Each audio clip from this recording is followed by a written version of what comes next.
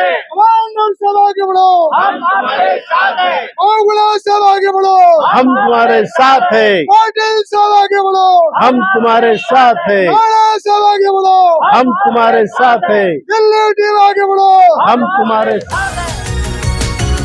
जितने हिंदुस्तान में EPFO offices है उन सब पर आज पूरे वृद्ध पेंशनर्स ईपीएस 95 के जमा हुए हैं, आंदोलन कर रहे हैं।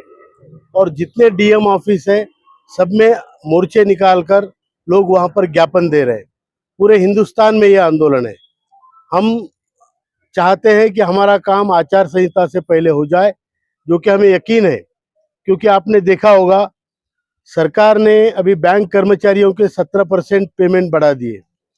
जो इलेक्ट्रिसिटी बोर्ड से कम महाराष्ट्र के 15% पेमेंट बढ़ा के 15 जो भी उनको अलाउंसेस मिलते थे वो दुगने हो गए हैं। तो आप सबको दे रहे हो, जिनका हक बनता है नहीं बनता हम इसके बारे में बात नहीं करेंगे, लेकिन हमारा अपने हक का पैसा है और हम अपने पैसे से अपनी मांग पूरी करवाना चाहते हैं।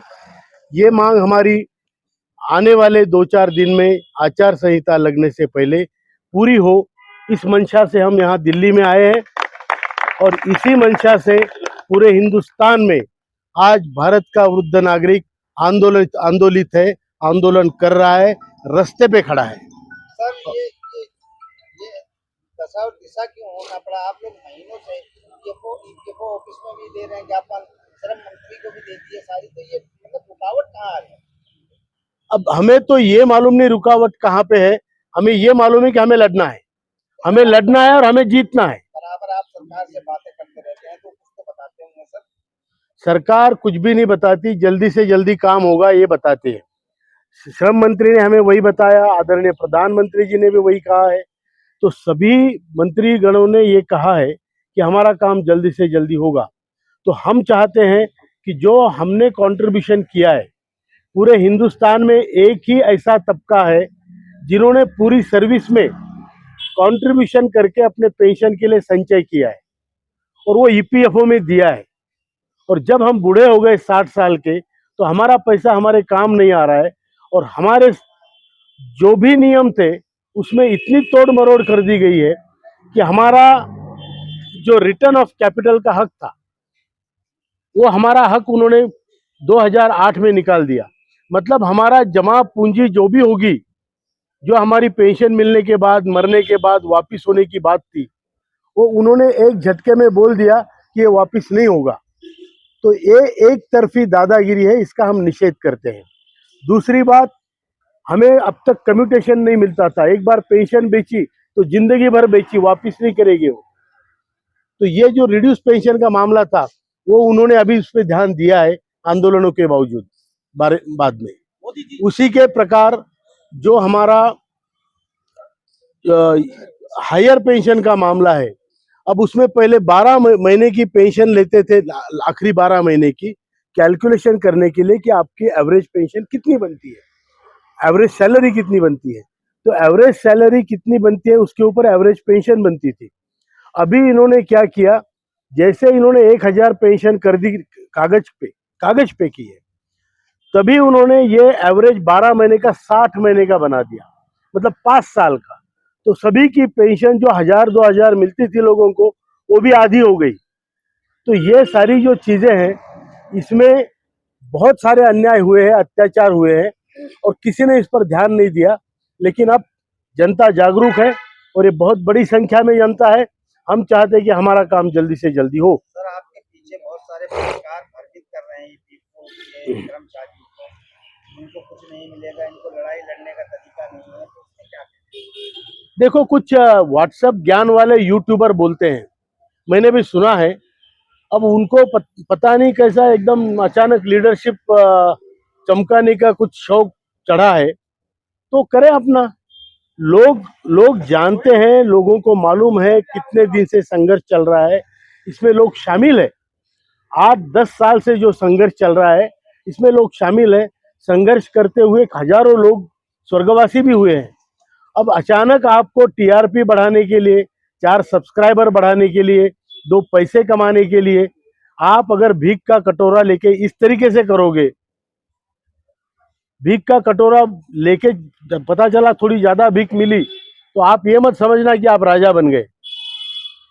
ये मैं उनको कहना चाहता हूं कि जो अपनी जो भी है, आप अच्छा काम करना चाहते हैं जरूर कीजिए, आप लोगों को मदद करना चाहते हैं जरूर कीजिए। लोगों को ये भ्रमित मत कीजिए कि आपकी लीडरशिप ही है, लीडरशिप वो है। 4 दिन में आपका कितना ज्ञान बढ़ा है। ऐसे ज्ञान बढ़ाने के लोगों का, जो इतने बड़े लोगों का जिसपे जहां पर एक जगह पे जो श्रद्धा विश्वास निर्माण हुआ है वो आप खारिज नहीं कर सकते। ये कॉज के लिए है, एक किसी उद्देश्य के लिए लोगों की श्रद्धा इस उद्देश्य पे है, उस लड़ाई पे है, उस संघर्ष पे है, और आप आके अचानक 2 दिन में ज्ञान दोगे तो ये कोई मान्य नहीं करेगा। नेगेटिव बातें कर्मचारी अपनी केस वाले कर रहे हैं, मतलब कुछ नेगेटिव बातें, जैसे हमारे को तो उम्मीद है कि कमांडर साहब की जो मांग है सही ट्रैक पे चल रही है और ये मिलेगा, बिल्कुल मिलेगा। क्या है वो लोग भ्रमित ये भी कर रहे हैं कुछ नहीं होने वाला इसमें क्या? नहीं, जो देखिए, हर किसी का अपना एक तरीका है या सोच है। मैं कहता हूं कि हमारा काम होगा, जरूर होगा, हमें पूरा विश्वास है। 4 दिन बहुत होते हैं, 2 मिनट का डिसीजन है। हमारा काम बिल्कुल होगा, हमें ये बिल्कुल आशा है, विश्वास है, और इसीलिए आज हम पूरे भारत में जो आंदोलन कर रहे हैं वो यही कर रहे हैं कि हमारा काम होगा, और उस आशा के साथ हम जागरूक है। कोई पूरे भारत में कहाँ आंदोलन चल रहा है? जहाँ पूरे देश में, आसाम से लेके बंगाल से लेके तमिलनाडु से लेके कश्मीर तक, कार्यालय पे ही चल रहा है या फिर अन्य भी किसी जगह पे चल रहा है? इसके 3-4 चरण है।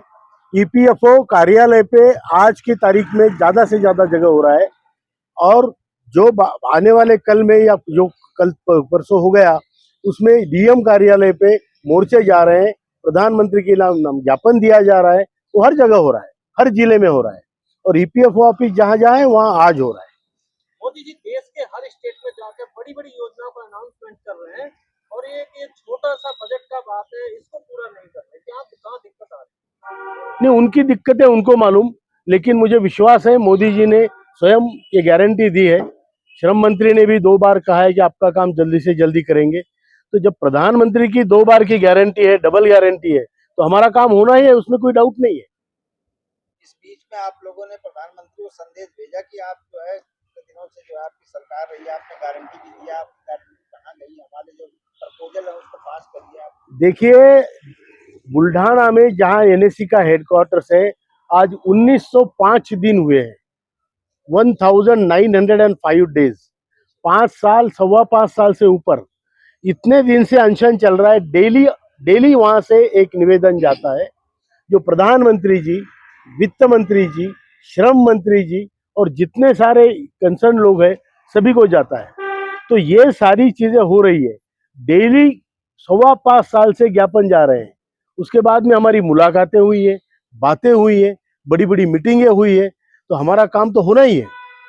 2013 में प्रकाश जावड़ेकर जी का बयान है कि कम से कम 3000 पेंशन होना चाहिए, तो उनको भी आपको याद दिलाना चाहिए। अब उनको तो याद होगा, पूरी यूट्यूब में है, लोग बार बार उसको डालते भी रहते हैं। मैंने 1-2 वीडियो भी देखे, यूट्यूबर्स ने अच्छा काम किया है। तो उनका जो कहना है एज अ पार्टी प्रवक्ता, हम भी वही कह रहे हैं कि जो अपने पार्टी प्रवक्ता होने के नाते एक जिम्मेदार पार्टी के जिम्मेदार मंत्री रहे हो, उन्होंने कहने के बाद ये काम होना चाहिए था। 90 दिन उन्होंने कहा है, आज 10 साल हो गए, काम होना चाहिए।